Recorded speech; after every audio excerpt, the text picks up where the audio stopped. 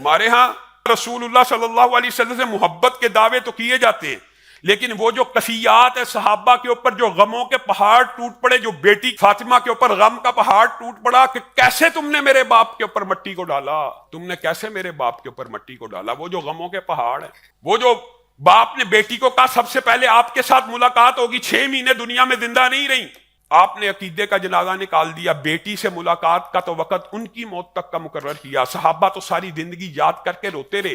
ان سے تو رسول اللہ صلی اللہ علیہ وسلم ملنے نہیں آئے،